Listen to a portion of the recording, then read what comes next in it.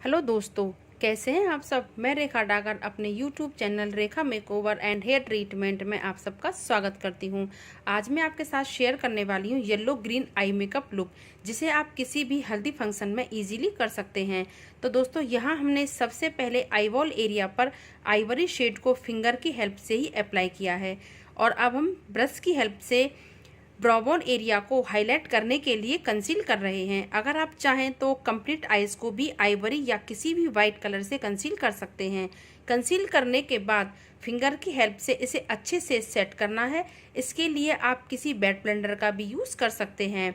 सबसे पहले हमने यहाँ लाइट ऑरेंज कलर का यूज़ किया है और आई शेडो ब्रश की हेल्प से इसे बहुत अच्छे से स्प्रेड करना है। मैंने यहाँ सिर्फ एक ही शेड का यूज़ किया है, क्रीज एरिया पर डार्क शेड का यूज़ नहीं किया है, क्योंकि दोस्तों हल्दी फंक्शन मोस्टली डे फंक्शन होता है, तो जितना लाइट आइज मेकअप होगा उतना ही ज़्यादा अच्छा लगता है।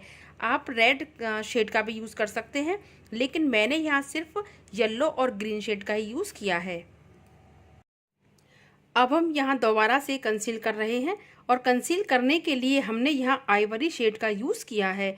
आप किसी भी कंपनी का कंसीलर यूज़ कर सकते हैं। अगर हम कंसील अच्छे से करते हैं तो हम जो भी कलर शेड यूज़ करते हैं वो बहुत अच्छे से उभर कर आते हैं। और दोस्तों, कंसील करने का सबसे बड़ा फ़ायदा भी यही होता है कि हमें एक्चुअल कलर ही विजिबल होते हैं। इसलिए दोस्तों, आई मेकअप में कंसीलर का यूज़ ज़रूर करें। कंसील करने के बाद फिंगर की हेल्प से इसे अच्छे से फिक्स कर दें।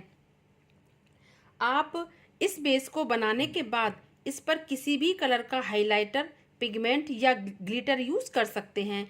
बहुत अच्छे से इस पर सेट हो जाते हैं और बहुत जल्दी भी सेट हो जाते हैं। अब हम यूज़ कर रहे हैं येलो आई शेडो कलर, क्योंकि हम आज येलो और ग्रीन आई शेडो का ही यूज़ करने वाले हैं, तो हमने इनर कॉर्नर पर येलो शेड का यूज़ किया है। किसी भी छोटे ब्रश की हेल्प से इसे हमें लगाना है। छोटे छोटे स्ट्रोक के साथ इसे स्प्रेड करना है। इसको लगाने के बाद हमने लिया है ग्रीन आई शेडो कलर, जिसे हम येलो कलर के बाद यूज़ करेंगे और एक दूसरे में बहुत अच्छे से इसे मर्ज कर देंगे। आप देख सकते हैं कि हमारे जो भी आई शेडो कलर हैं वो बहुत अच्छे से उभर कर आ रहे हैं। कंसील करने का सबसे बड़ा फ़ायदा यही होता है कि हम कम प्रोडक्ट यूज़ करके अच्छा रिजल्ट पा सकते हैं। दोस्तों, आजकल जो हल्दी फंक्शन है उसमें मेकअप करवाने का एक न्यू ट्रेंड है और आई मेकअप भी उसी को ध्यान में रखते हुए करना होता है। यहाँ आप रेड आई शेडो का भी यूज़ कर सकते हैं, वो आप पर डिपेंड करता है कि कौन सा लुक आपको देना है, क्योंकि हल्दी जो फंक्शन है वो मोस्टली दिन में ही सेलिब्रेट किया जाता है, इसलिए ज़्यादा हैवी लुक अच्छा नहीं लगता। येलो और ग्रीन आई शेडो कलर को बहुत अच्छे से एक दूसरे के साथ मिक्स करना है, जिससे कि इन दोनों के बीच में कोई लाइनिंग दिखाई ना दे। अब हमने आउटर कॉर्नर पर जेल आईलाइनर का यूज़ किया है। आप कोई भी या किसी भी कंपनी का कोई भी जेल लाइनर यूज़ कर सकते हैं। जेल आईलाइनर हमने यहाँ कम्प्लीटली क्रीज एरिया पर ना देते हुए पूरी लेस लाइन एरिया पर दिया है। हमने आउटर कॉर्नर से इनर कॉर्नर तक जेल आईलाइनर की एक लाइन दी है।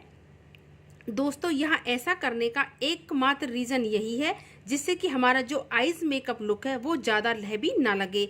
दोस्तों, हमने यहाँ जेल आईलाइनर का यूज़ किया है। आप काजल का यूज़ भी कर सकते हैं। ब्लैक आई शेडो यूज़ करके फिर उसे लाइनर से फिक्स कर सकते हैं। जिस काम को करने में आपको ज़्यादा आसानी लगे उसे आप कर सकते हैं। बस हमारा जो काम है वो परफेक्ट होना चाहिए। और दोस्तों, काम परफेक्ट प्रोडक्ट से नहीं, आपके काम करने के तरीके से आता है। अब हम मस्कारा लगा रहे हैं। जैसा कि आपको अपनी हर वीडियो में बताते हैं कि फेक आईलैशेस लगाने से पहले लाइनर की लाइन और मस्कारा ज़रूर लगाएं। अब हम ब्राउन एरिया पर हाइलाइटर लगा रहे हैं। यहाँ हमने गोल्डन कलर की हाइलाइटर यूज़ किया है। अब हम इनकी आईब्रोज को डिफाइन कर रहे हैं। दोस्तों, आई मेकअप में आईब्रो बहुत इम्पोर्टेंट पार्ट होती हैं। इनको डिफाइन करते समय बहुत सी बातों का ध्यान रखना होता है। आईब्रो को हमेशा आगे से ब्राउन और बैक से डार्क कलर दें।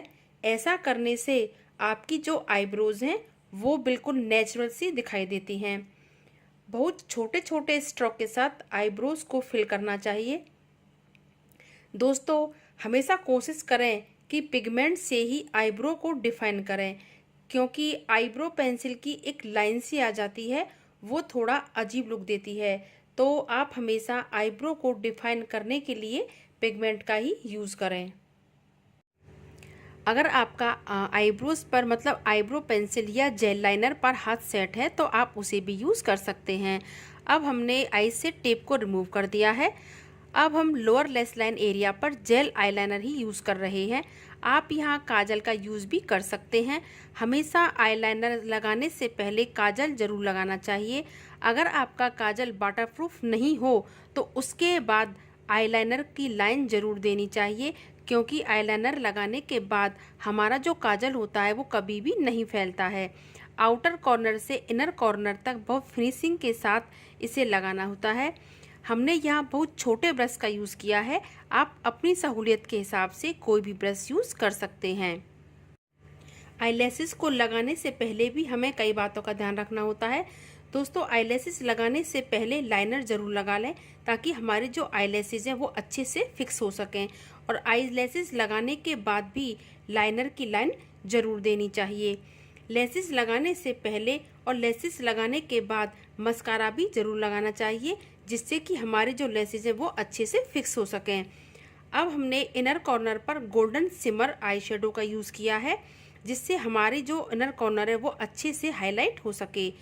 लोअर लेस लाइन एरिया पर हमने हल्का सा ग्रीन टच दिया है।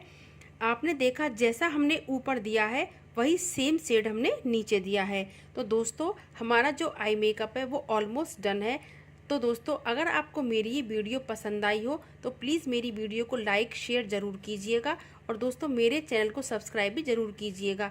Thanks for watching my video.